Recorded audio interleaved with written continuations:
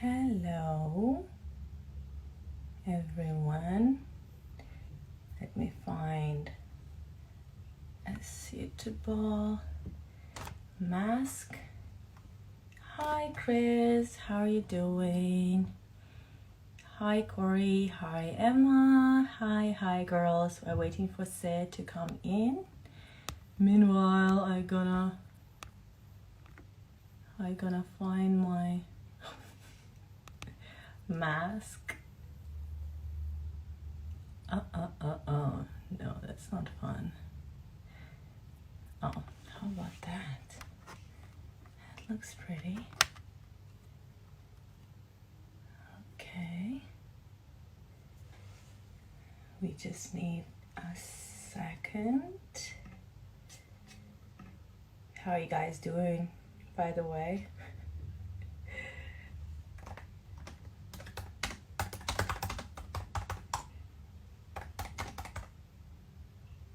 Dun, dun, dun, dun, dun, dun.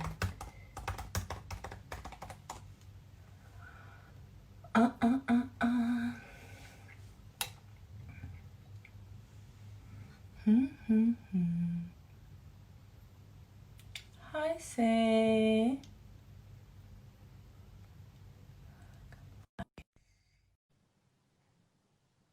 Okay, waiting.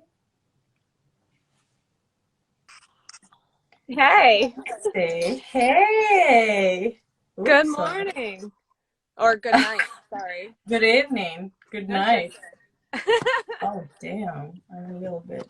Can you see me like that?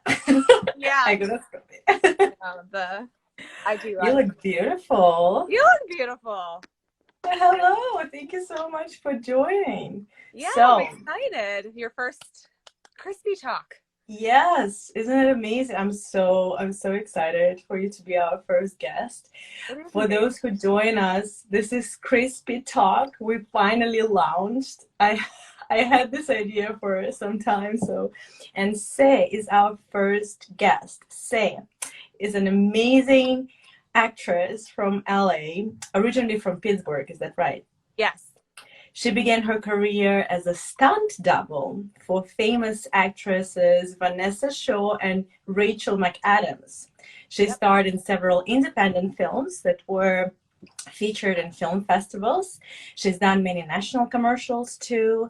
She's in a feature film, Unsinkable. Oh my God, this is a story about the aftermath of the Titanic. I would watch it. It will be her first major theatrical release. Seb played Angela in Crispy Productions' Zoom played What a Child by Emma Wood. Hello, Emma, if you're there. And today, Say is with us. Thank you so much for joining. As an actress myself, I'm very excited to hear other actors' stories and journeys and how they came around to be actors. And I'm so pumped, seriously. So, we have an hour and I have so many questions. So let's just jump right at it. Okay. Yeah, tell us more about, let's talk about your life in Pittsburgh. So tell us, people from Asia, what is Pittsburgh like? What is it famous for? Yeah. Pittsburgh, the home of Andy Warhol and Oh, really? Nice. Yeah. I didn't know. Yeah. We have our sports teams are world renowned. It's kind of funny. No matter where you go in the world, you can usually find a Pittsburgh bar for Pittsburgh sports, which is really strange. But Pittsburgh is a city that is about 5 hours from New York City for people that aren't too familiar with U.S. geography. We are called the City of Bridges because the city's actually on a landmass that's a triangle. So there's two rivers that meet and make one river. So there's, I don't even know how many bridges, maybe 50 bridges across. Oh, wow. And you have to cross a river to get to Pittsburgh. Or I mean, a bridge. You have to go across a bridge in order to even reach the city. And those bridges, they are like opening and closing at night? No. They're just the regular. They're just bridges. Thank God. I know. I hate those things. Yeah. But honestly, I couldn't have, not that I got to pick where I grew up like any of us do, but I couldn't have picked a better place to grow up. It's amazing as far as like how there's urban, suburban, and rural all within like a 20-minute drive. And actually, Pittsburgh is becoming one of the big production hubs in the US. I would maybe say it's like 5th or 6th on the list as far as cities in the US to shoot in, because there's so much diversity there. So no matter what you're shooting, you can kind of get it all in one place. So the past few years, we've been working really hard, the union and a couple other organizations, to get a really good tax incentive for productions to film in Pittsburgh. So the film I did, Unsinkable, actually half of it shot in Pittsburgh and half of it in LA. So it's probably even cheaper. Yeah. To shoot in Pittsburgh, right? It's cheaper all around, and then the tax incentive gives them even more of a break, so it becomes even cheaper that way too. So it's awesome. We have, I mean, New York and LA are by far like still, you know, the places to be and has the most going on, but then Chicago for television and Atlanta, Georgia for movies. Atlanta honestly is like competing head to head with Los Angeles right now as far as production goes. So I like that, because even though I moved to LA, I still kind of hop around all over the place. I mean, I'm honestly barely in LA anymore because I've been fortunate enough to keep booking jobs that take me to other places. So it's good for actors to have more than 2 places over here to make their dreams come true. And when did you move to LA? How many years ago? 2 years ago. 2 years ago. Yeah. And how is LA different from Pittsburgh? Tell us about LA. Name away, and it's different. Like what changed? Like what really changed in your life since you moved there? For one, never believed in seasonal depression until I moved to California. Pittsburgh has, well, it used to have all 4 seasons. And lately it doesn't, global warming. But the weather is, you know, it's cold or it's really hot. It's dreary. It's really humid in the summertime. It's freezing in the wintertime. And when I moved to California and I felt that, you know, 70s. Okay, got a call. back. Felt that 76 degrees and sunny. Yeah. Every day, no humidity. Like, my boyfriend would make fun of me because I would step outside and do a little spin every single day. And he's like, stop doing that. And I was like, I can't. Oh, wow. It's so amazing. It's so nice. And you can feel the salt in the air coming off the ocean. And it's just beautiful. It's beautiful all the time. So that is, first and foremost, a huge difference. But also the people.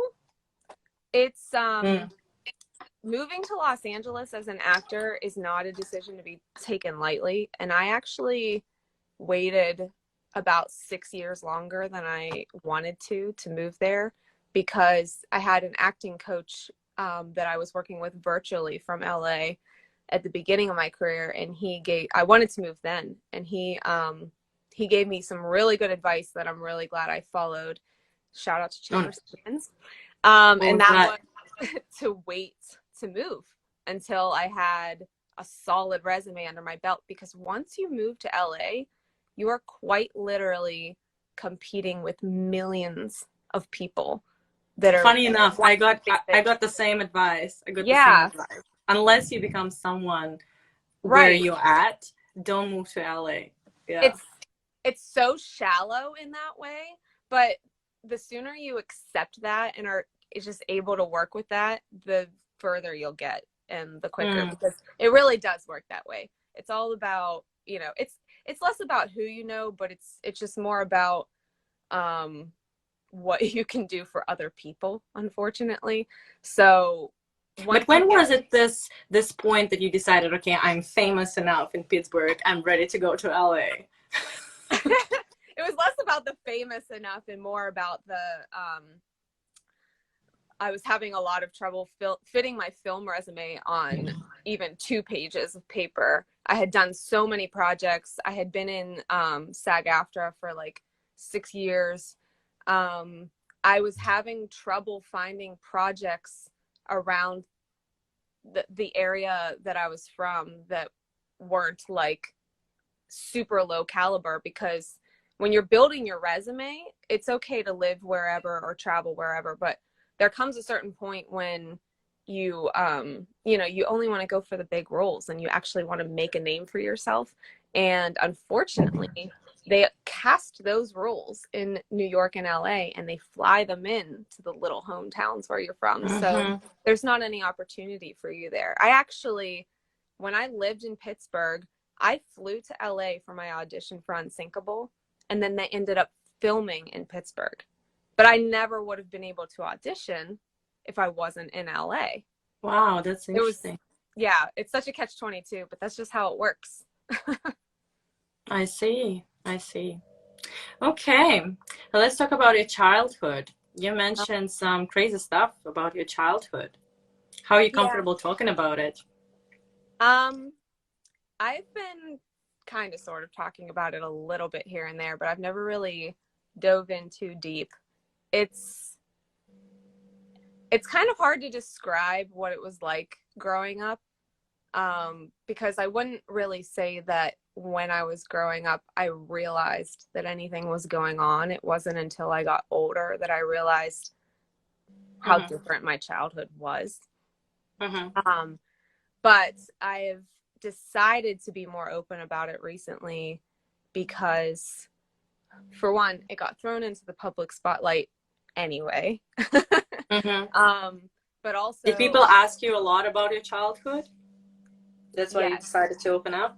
Yes, and actually, it's a reason I don't use my last name for acting. I only use my first and middle name because, at least where I'm from, and a good bit around, people know my last name because of my dad. So, well, just to kind of keep it a little bit brief, the reason that I have started to open up about it is because everything that went on with me and my dad is a really big source of inspiration for me when I'm acting. And I actually have a friend of mine who's a really big director who wants to make a movie about it one day. So we'll see if that happens. But in a nutshell, my dad was in, really illegal business dealings growing up. And my siblings and I had no idea. We just, we lived this crazy, luxurious, wealthy lifestyle and didn't know at all where the money was coming from. But we didn't really care at the same time because we're kids and we have a pool and we have cool cars and we travel like 4 times every month. And we didn't really understand the workings of adulthood. And then when I turned 18 and I wanted to leave and go to college, things started to get really bad from there because my parents got divorced and everything that my dad did came to light in court proceedings, which was he stole millions of dollars from different people and companies, and tax fraud, identity theft. He actually was diagnosed as a sociopath, so he doesn't see people as people. He sees them as objects or resources. And that's what my childhood was like growing up. It was always, I was valued by what I could do for him. And he put me to work for him, and he would use me all the time. He'd use my identity. I actually fought him in court for several years because he used my identity to purchase things and do illegal activities. Yeah, and I wasn't the only one either. My brother and sister went through this. And you said that it was a great inspiration for you and even your career choice. How's that? Yeah. When all of that was happening, that was around the time I discovered film and acting. And for me, it was the only place I could find refuge was in these other characters, getting to step outside of myself and become someone else. but also all I have to do is think about this relationship and, you know, what we all went through, and I can go to a very deep, dark place, because I was in a very deep, dark place Yeah. for a I long was just time. about to Yeah. ask you that. Yeah, because I'm coming from some, really broken family relationship, but like Yeah. you take advantage of those memories. And like you said, it's interesting, as a kid you don't realize that how, fucked up it was, but Yeah. then as an adult you're like, wow, my childhood was crazy. And in a sense it's kind of, I don't know how it's for you, but in a sense, you know, I think like it's cool. I have so many stories to tell, and compared to like my husband's childhood was perfect. Like Yeah. nothing was wrong, and I'm like, I have Where's so the many drama crazy in stories. Yeah, yeah, yeah, yeah. And I guess for us, I mean, he's from a different industry where he doesn't need to use his childhood memories, but we it? as actors, we dig so deep into our childhood, our, past lives or whatever. Yeah. Yeah, it's so right. It's so true. It's so interesting too, because Meryl Streep said something that really stuck with me one time, and she said that she only plays characters that she can see herself in some way, shape, or form. But that doesn't limit her at all, because she can see herself in every character.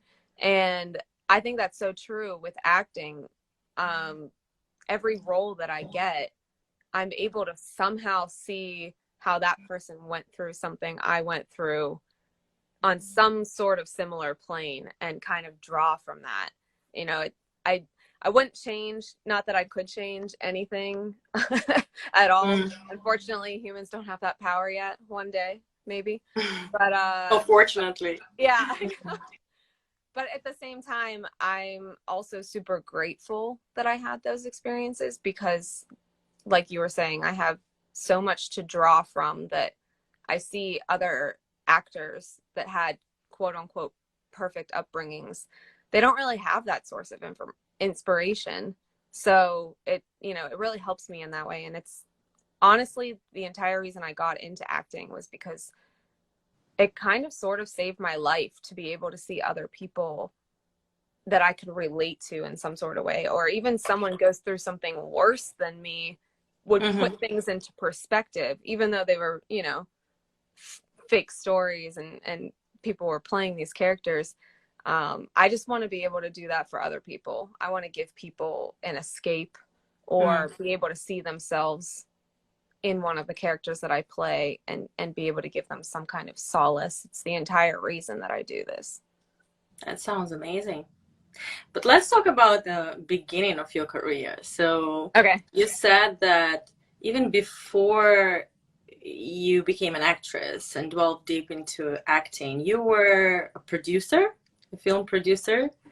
Tell Yeah. us the story, how this transition happened. Because for me, it was vice versa. I was an actress Really? first, and then I became a producer. And quite honestly, I'm missing my acting. So yeah, tell us a little bit more about that, and whether you miss producing Yeah, now. and I want to know how you did it reverse. I For me it was kind of straightforward. I went to college and I got a degree in acting and production. Mm-hmm.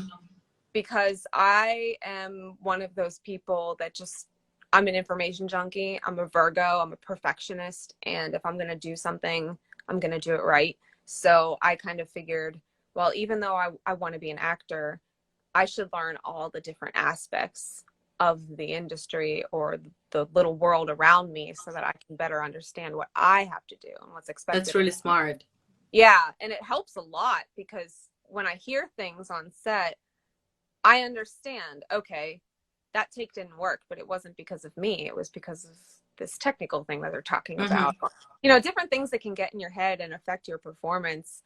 I understand all of that, which really comes in handy. And also I'm able to adjust my performance depending on the way that the camera is set up and everything, which you couldn't possibly know unless you had knowledge of the camera. So after I got my acting degree, shit was going on with my dad. And actually, that was when his trial started. His federal trial lasted for 6 years. So I was just like in this mental space that wasn't focused on where is my career going. I'm getting out of college. I need to get the hell away from here and do something. And right before I graduated, this guy was starting a small production company. He approached me. He heard of me through a friend, and he was like, I want someone young to counterpart. He was a little bit older. He's like, I want someone to help me start this production company and produce. Would you like a job? And you know, of course, I'm graduating, so I'm like, yes, I'll take a job. Money can get me out of here. So I took it, and I ended up being a producer at that studio for about almost 2 years. And then while I was there, I just kind of got reminded in different ways that acting was the main goal. And so I ended up leaving there to pursue acting full time, because even though I was doing it while I was producing, I wanted 100% of my time to be dedicated to what I really wanted to do, which didn't even end up happening because I went into stunts for 2 years after that. But yeah, everything was a happy accident. Tell us about that, because you started your career as a stunt double on a film. So for non-film people or non-like actors, tell us what stunts do, and is it dangerous or not? Like, there are many different levels of stunt doubling. Okay, what kind of stunt? Sorry. Go ahead. No, it can be anything from drive this car instead of the actress because something could happen while you're driving the car that would make it dangerous for them, or punch your hand through this fake glass. Yeah, that's a stunt. Driving a car is a stunt because if there's an accident, they don't want the actress to do anything that puts them in physical danger. So if they have the budget, they'll have a stunt double do crazy simple things sometimes. But then, you know, there's like eating with a fork. What if the fork gonna stab my eye? No, probably not that. You can't eat with a fork without hurting yourself, then you might be in the wrong. I'm just joking. I'm just kidding. So what did you do? What did you do on a film set for, let's say, who was that? Vanessa, right? Vanessa, yeah, I actually started as her double on a show called Those Who Kill, which was on A&E, and that was one of the more simple ones. It was like fake jumping off a bridge, things like that, which sounds crazy, but if you're in the film industry, you understand the magic of movie making, which everything is completely fake. So like she would film a scene where her and her counterpart would meet on a bridge, and then I believe the scene from that show was the other character ends up shooting her and she falls off the bridge into the water, and so she would just go like this, and then they bring me in, and they actually for that example had a flatbed truck that they parked in the middle of the bridge, and then they made a fake bridge siding and they put it on the side of the truck, so the bridge siding matched the actual siding on the bridge we were on, and then they put a mat on the ground of the bridge, and they just angled the camera in a way that it looked like the truck was the bridge, and I actually went off onto the mat, and then they shot far away and they threw a dummy off the bridge, so it wasn't okay. So it wasn't even high. No, so it was maybe like 4 feet. Okay. Yeah. So, but the training that they, you know, make you go through just shows you how to jump and fall safely, basically. That was how many takes? How many takes do you do for that? Maybe 10. Yeah, something like that. It wasn't too crazy because they had it set up perfectly, but that's not always the case. By the way, we got a question. We got a question from the audience. Crazy. How's the money for stunt jobs like that? It That's an depends interesting question. on, yeah, that's a great question. It depends on what level you're on. Like I said, I only did it for 2 years, and it was in my, I'm trying to get set experience and really like dive heavy into this industry phase. And I just happened to have a lot of physical skills that I was able to qualify easily. But there are people that make astounding careers out of this that are super talented. There's this one woman, I wish I knew her name, but she actually teaches her skills online now. You know, twirling the baton and sword fighting and stage combat and all of that. That's like a completely different level of stunts where you can make 6 figures doing that. And especially if you are able to attach yourself to a certain actor, if you look enough like them and you get along with them really well. Like Will Smith's double is his double in everything that he does. I met him when we worked on the movie Concussion, and everything Oh, Will really? Smith does, yeah, he doubles for him. He never has anyone else because they get along so well, and he's so talented. They work so well together. And that's actually what almost happened with me with Rachel, but I had to unfortunately decline and say, no, I want to act. So how long did you work as a stunt double then? Just these 2 times? Only about 2 years. It was a few projects.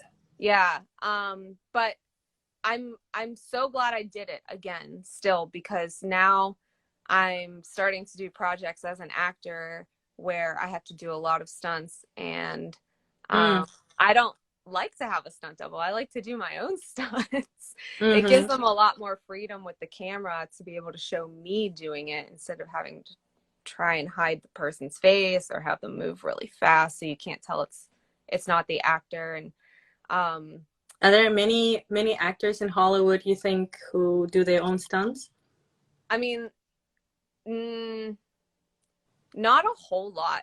Tom Cruise is really famous for it, but he's like insanely out there as far as he not only wants to do all of his own stunts, but he wants to be like the craziest stunt person there is. I actually just read that him and Elon Musk are teaming up to make the first movie in space, because he wants to actually go to outer space and film out there. And when he did wow, that would be cool to watch. Yeah, when they did the Mission Impossible movie, and he was running and he grabbed the side of the plane and was hanging off the side of the plane while it took off, he actually did that.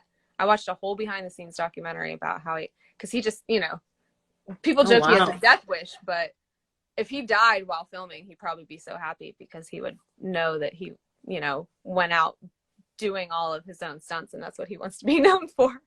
But I got more respect for Tom Cruise now. Yeah, he's definitely a wild one. We have one more question. By the way, guys who join us, please feel free to ask any questions, and we would try to answer them all. So do you take fight classes to stay in prime shape for stunts? That's a great question too. I do everything project based. So obviously I work really hard to stay in shape all the time, just generally. What do you do? Doing yoga to stay flexible. I work out with a trainer.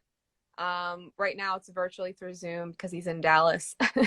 But I also, I have a friend who is a stunt choreographer who's constantly teaching me new skills, because it's really good to just have a base level knowledge of things, especially when I'm going up for a part, because it can be the difference of booking it or not. If they feel like, if there's 2 actors and they're equally good at what they see acting wise, they're going to offer it to the person who already has the skill that's needed, because the other one's going to take more time and money to teach them.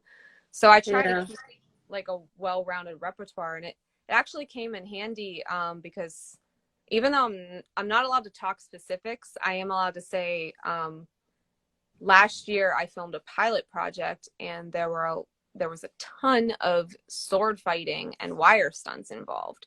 And because of my background in stunts, I had a serious head start on that. But you know, sword fighting, I only had a base knowledge. So then I had months and months of training in German longsword, to be specific. So there's different types of swords. Wow. Even. Wow. So depending, like, you know, when I get a project, I will train in those skills to be able to make that character come to life, because you want to believe that they actually know Yeah. what they're doing. So talking about like keeping yourself in shape and competition that is that exists in LA in terms of the looks, how, you know, secure or insecure you felt when you moved to LA? Because it's a big, I mean, yeah, those That's lips, such an insightful those question. No. boobs, you know, you can't compete with those. Oh my I God. mean, not you, like you, like generally me. No, I know. First of all, every female has the same set of lips. They all go see whoever they go see the same person, because everybody has the same fake lips and the That's big true. boobs and the extensions and all of that. But I mean, you have this whole aspect of LA, which is people that don't actually have goals or ambitions for themselves. They just want to leech off of people that are successful and have money, and they just want to live glamorous lifestyles where they do nothing. That's where you see a lot of the fake, the Botox and all that come in. I am a huge fan of just like being as authentic as possible. It's very rare in LA. I will say that. Even people that, you know, don't get any fake stuff done, they're, you know, they're very eccentric in how they dress or how they talk or how they act and all that. So Do you feel like you're losing jobs by staying, you know, no, natural, authentic yourself? No? I think that it's easy for people to think that you have to be this crazy, wild, out there person in order to get attention in LA. It's all about give me attention. But I mean, I don't know how to say this without sounding braggy. I don't mean to, but I have a very good booking rate. Most jobs I go out for, I end up booking. And I think it's because there, it's very refreshing to be down to earth. And I've been told a lot that I'm natural looking and just like a down to earth person. And they're not used to that. People in LA aren't used to that. They're used to everybody just competing for the spotlight. Yeah, yeah. So, and there are Oh, a that lot makes of sense. rules for, yeah, exactly. So, I mean, stay true to yourself is the moral of Yeah. the story. Yeah, girls and Be boys, yourself. stay true to yourself. Because So trust me, you, you can compete against all these people. You're always gonna find someone that you think is like better than you or better looking than you. And especially in LA, if you are insecure enough to let the physical get to you, LA is not the place to be, because the most beautiful people in the entire world move to that city. So you have to be really comfortable and secure with who you are as a person to move to that city and compete in that market. It's were harsh. you were you always confident, like this confident and comfortable with yourself? No, no. No? What were your main insecurities about yourself? Um, you mean physically or acting wise or Whatever, in general? in general. Mm, Like a top I five. top five. Okay. I'll tell you my main one was definitely at the beginning of my career. I've always been the type of person that, well, I grew up being taught that expressing vulnerabilities is a weakness. So I Mm. became this very rigid person that didn't show my emotions. And then when it came to my acting, that made it really tough, because expressing our vulnerabilities is literally our job. So I had to unlearn that. And that actually made me, I think, a stronger, more secure person, because then you have to acknowledge and face those vulnerabilities. And like we were talking about earlier, realize how they actually can help you instead of them being weaknesses. So Mm-hmm. that's why I love to go to those places. And you know, I tell people on set. It actually just happened 2 days ago, because I was back on set for the first time since COVID, and I don't break character. Like once we start rolling, I stay in character until they say the day is done. And I had to explain to someone, I was like, I promise I'm not like mad at all right now. I'm just, I'm in that place. I'm remembering that thing. So you're a method actor then? Kind of. I don't like to be method the entire production, but when we are getting ready, when we're setting up for take one of scene one for the day, yeah, I'll get into it. And then I won't break it until it's a wrap for the day. And then people get the real happy me after that. So like everybody I work with knows what I'm like. Like I won't name names, but there are big actors out there that I've worked with very closely and still to this day have no idea what they're like as a real person because they method act the entire way through. And I probably say really bad things about them, but I can't say that's true because they were being the character, not themselves. I like people to at least know that, you know, they can approach me and talk to me and that I am super grateful for them being there just as much as I'm grateful to be there. But when you're playing a really mean character or a character that goes to a dark place, it's hard to get back and forth between those. So I prefer to just stay in it until we get what we need to get. Okay, so vulnerability was your first like showing weakness, or like either thinking that being vulnerable is your weakness was your first main insecurity. What else? Oh gosh. Oh, come on, two more. Okay.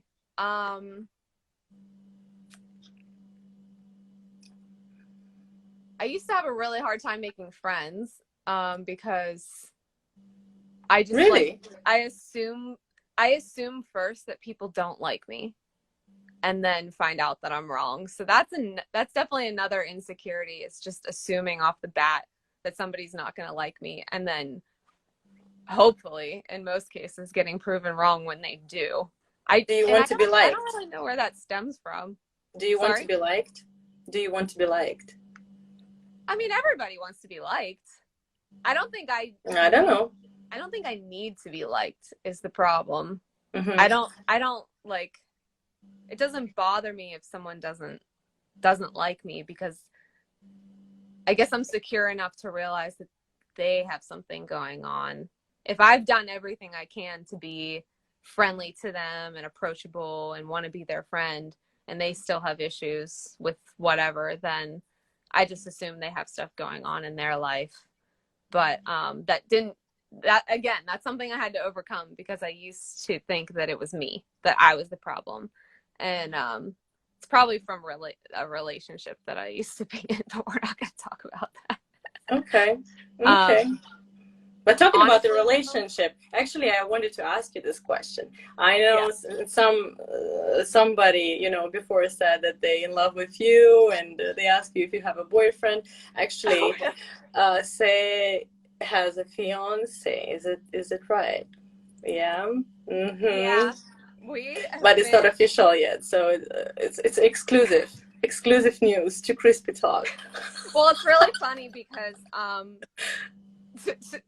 to put a cap on that, to explain that, I've been with my boyfriend for almost 10 years. We've been together like 9 years and some change.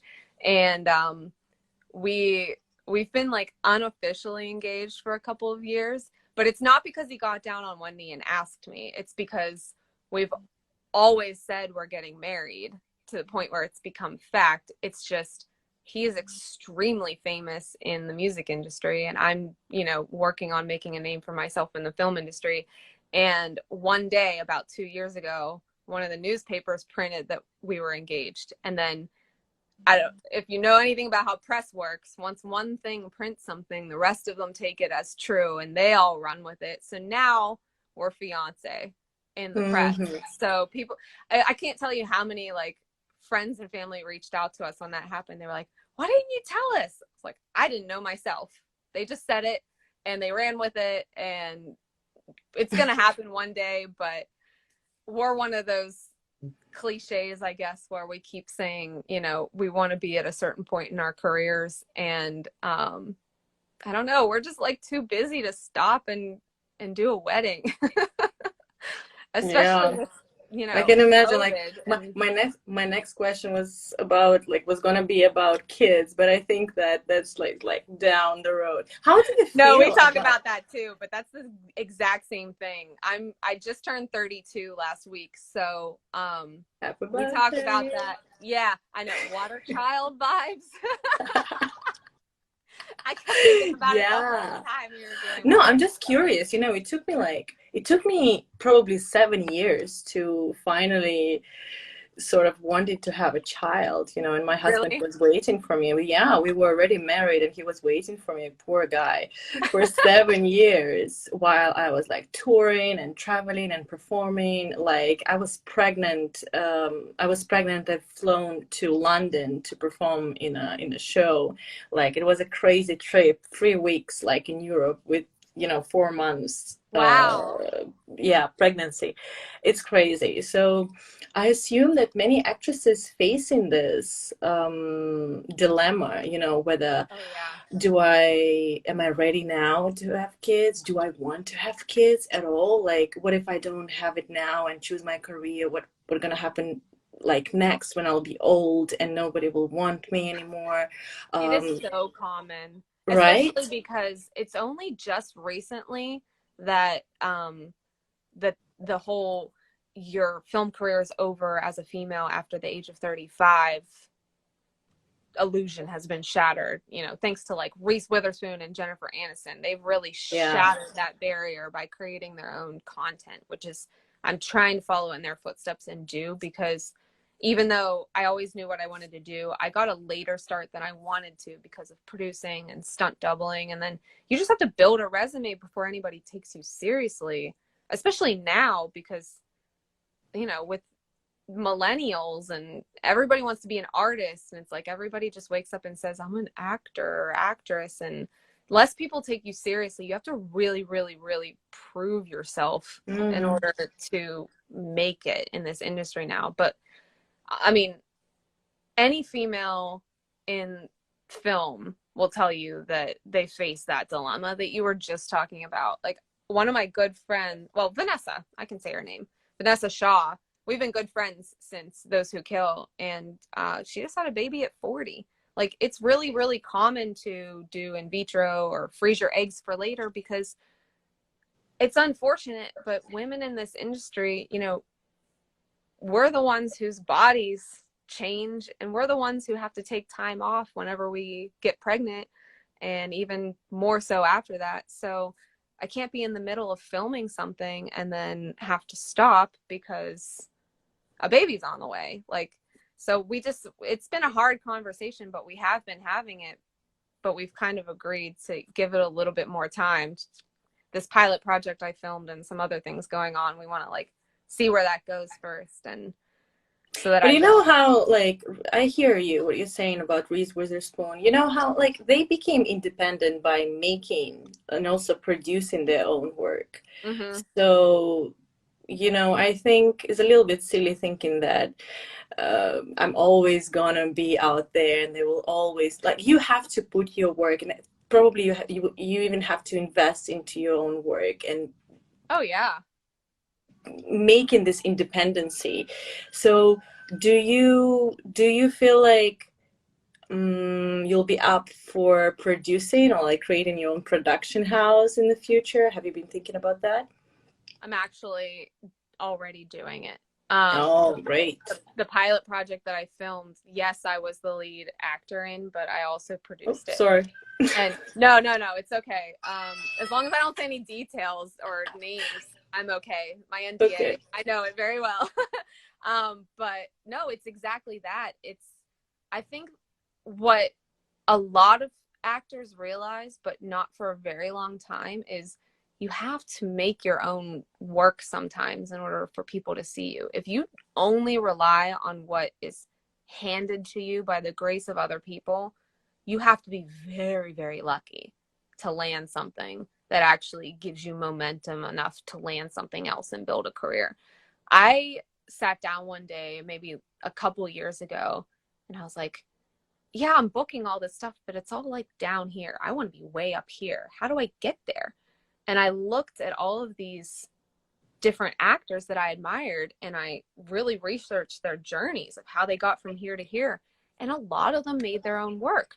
If you watch a film and it's starring Kevin Hart, if you really actually read the credits that come up at the beginning, it'll say executive produced by Kevin Hart, a Hart production company. He created his own production company and he did it. So did The Rock. So did Reese Witherspoon and Jennifer Aniston. And a lot of the actors that I really, really admire, I was just kind of realizing subtly that anytime they were starring in something, if you really read the credits, they're in there as one of the people that made it happen in some way, shape, or form, which means that they wrote it and pitched it and it got picked up, or they produced it, or they just paid for it. But people that are watching it, like just the average consumer that knows nothing about the film industry, they just see a movie come out and they're like, oh my God, this actor is the lead in it. They obviously deserved it. But they have no idea. I think it's easier. Woke up one day and was like, here's $2 million, let's make a movie. Yeah. And then it just did well because it was done well. So I'm realizing that not everything's what it seems like on the surface, and just trying to, use that to my advantage. Yeah, I learned, unfortunately or fortunately, a hard way, that instead of, waiting for the opportunities, it's easy in a way to create these opportunities for yourself. Yes, it's lots of risk. Yes, you might lose money, but with big risk comes big reward. So I always encourage actresses and actors to produce their own work, because this is how I started as well. And if I haven't done that, who knows what I'll be doing now, Well, what made you decide to start a production company of your own, or a theater company? Oh, because I was jobless. Nobody was hiring me. You created an opportunity. You had no exactly. No, I didn't have another choice. I didn't have another choice because acting is all I can do. I can't do anything else. If I had a plan B, I would probably given up on acting many years ago. Really? But thank God, I didn't have a plan B or C. So just kept going. Because you did that, you've been able to hang on to your plan A. That's exactly what I mean. We just have to make it happen for ourselves. Just like this interview didn't happen because someone reached out and made it happen. This interview is existing because you have your own production company and you decided to launch an interview series and you asked me to be on it. It's like completely Christina created. Aw, yeah.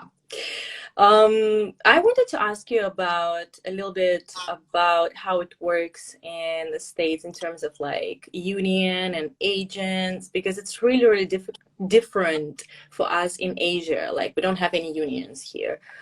Some actors have agents, but some actors prefer just to freelance on their own, so you don't need to give a cut to anybody. So can you tell us a little bit more about how it works there, how unions operate, and do you have an agent, by the way?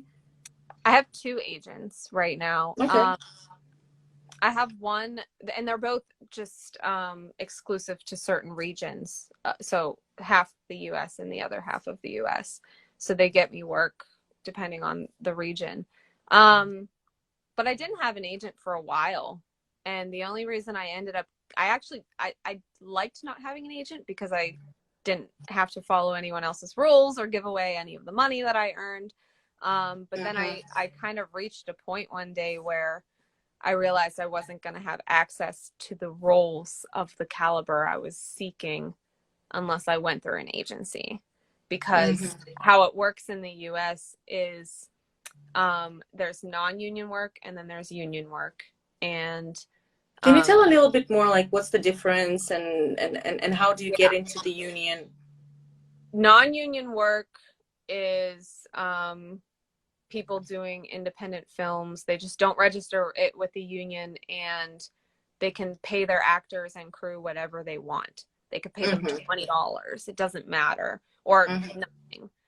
It's just if you agree to it, you get paid whatever. And there's no like rules or regulations as far as like health and safety. It's just a free for all. You do whatever. Anybody can get together and make something, and that's it. But then nobody's protected. So then if you have, if you land a union job, which SAG-AFTRA is the union that I'm in, and I believe it's pretty much the only one over here that actors can be represented by. But you know, I have a health and pension. I have a minimum wage I have to be paid every single day. I can only work 8 hours, and then I have to have a certain break. And the really nice one is at the end, you can shoot however long you want at the end of a day, but then between the time you wrap and the time you start shooting the next day, there has to be 12 hours. So I don't know if you've ever done a project where you're done at 3 a.m, then they're like, okay, see everybody at 8 a.m. You're like, when am I supposed to sleep or be alive? When you're in the union, you don't have that, which is amusing when you do a TV show, because then you'll start on Monday, they'll shoot till like 8, and then they can't start until 8 a.m. the next day, and then they shoot even longer. So by the time you get to Friday, you're doing like an overnight shoot because it keeps getting pushed back. But you always get enough sleep and you always get enough to eat, and it's a lot more comfortable. And what do you need to do to get into the union? It's very hard. It is probably the ultimate catch-22 you can think of. In order to get in, you have to book a union job. And not like number sorry, like 5 union jobs, 6 union jobs? Just one. But just one. The catch-22 is they don't really consider people for union jobs who aren't already in the union, because if they, like, let's say there's a commercial and it's a SAG-AFTRA commercial, a union commercial, they have to hire union actors unless they find someone who's not in the union that they really, really like. They can hire them, and then that person has to join the union, but the production has to pay extra money for them. So it's really hard to get in. And I actually got in on a commercial where I showed up and I auditioned not being in the union, but they liked me better than all the union people they saw. So they have to be willing to pay extra money for you, which is really hard. You'll literally hear stories about people who moved to Los Angeles in their 20s and they've been working for 45 years and they're still not in the union. The other way to get in is to get 3 credits on screen. So if you're credited as a character in 3 productions that are a union, film or television, but they have to have major network or theatrical releases. But think about how much time that takes. That's, you know, if you're lucky, that takes a decade. So. And Chrissy asked us, can you have an agent in one country but live in another? I guess you can, right? Yeah. I don't know that's what most actors do. Willing to do that, but in my experience, agents are willing to work with anyone as long as you're willing to get to what the work is that they'll book for you. Okay. Interesting. Okay. I like this question. Do you have a story about your failed audition? Any disastrous story? Oh, gosh. Embarrassing audition. I love those. A failed audition? Or like you felt like in the middle of the audition, like, oh my God, this is not going well. Like, what's funny is actually my most interesting failed audition story ended up being one that I booked. So but it was for a commercial, and this is so weird, but I wasn't the one making the decision, so I'll just put it out there. I got called in by a casting office for a commercial, and if you're not an actor, you might not know this. They don't tell you shit about what you're doing. You get a couple lines on a piece of paper. People are like, oh, who's your audition for this commercial? I'm like, I don't know the name of the character. I don't know what the commercial's for. They don't tell you anything unless you book it. So you get words on a piece of paper and you're expected to come in and read them. So they just said, hey, we have a role for you. Will you come in and read for it? Be here this day. So I show up and I'm the only white person in the room. And come to find out that they really wanted to cast a Hispanic woman for this role. So I was very uncomfortable, and I asked the casting person, I was like, I'm not Hispanic. I shouldn't be reading for this role. And they wanted the Hispanic accent as well.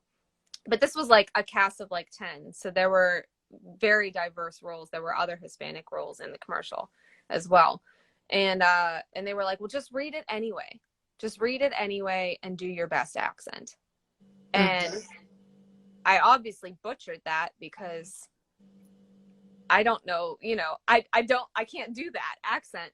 And at the end of it, they laughed so hard at me, and I was like, guys, I shouldn't be here at all. That was like a complete fail, not like on my part, yes, but also on theirs, like all around fail.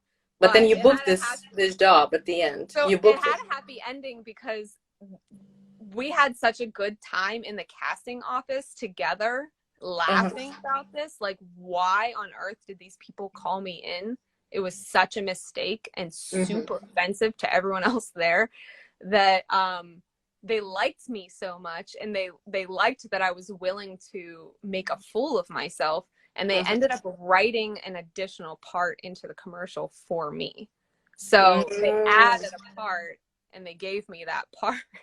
Wow, but that's it was because awesome. They always say, show up anyway. You never know what could happen. You sound like, you strike like very hard-working girl. Are you a workaholic? Absolutely. Those of you who don't know, Sarah was playing Angela in What a Child, produced by a Zoom play produced by my company. And Sarah sends me an email saying that, oh, I really want to go back to theater, although I'm a film actress. And Sarah knew that there was no budget, so to speak. So how often do you do this kind of projects that don't necessarily bring you, profit? Because from your show reel, I can say that you've done a big, a few independent movies. I assume that you didn't make like big. No. In fact, there have been many projects that I have spent more money than I've made. Why do you do this?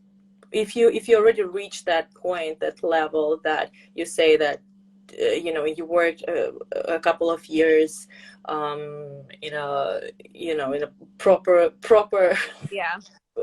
productions, and you work with famous actors, even, like, why do you go back to independent projects and even theater project? It's hard to explain, except that big studio projects, it's all about the money. It's a lot of times the art, just for the sake of art, is lost in the budgets and the scheduling and all this stuff that doesn't matter to me. I'm not in this for the fame and the riches. I mean, I hope to get to a place where that will be inevitable because I would be so successful that it just comes with it. But that's not why I do it. I love I just love the art of it. And it's the exact same reason why you see A-list actors take a break and go do Broadway, or some independent. There are huge actors that will go do some indie film that they made no money off of. And I guess it's just for the same reason, because if I get a script and it's that good and it's something that makes my heart burst, I'm going to do whatever I have to do to make it happen. It doesn't matter about the money for me. If people will see that film and it'll change them in some way, then I'm going to do it no matter what. Thank you, Say. Unfortunately, we have to wrap up. I have so many other questions. I have so many other questions that I'd ask you, in the future, whenever we're going to meet in LA or New York or Russia. I don't know. Thank you again so much for joining me in this, adventure. This was fun. For those of you who missed the introduction, Say is going to be in this movie called Unsinkable. It's an aftermath of the Titanic. Is that correct? Yeah. Yes, and it's going to be in the movies when? So the theatrical release date is postponed because of COVID. So okay, to be determined. But watch out this space. Thank you so much, Save, and thank you. See you soon. Bye. Thank you. Bye.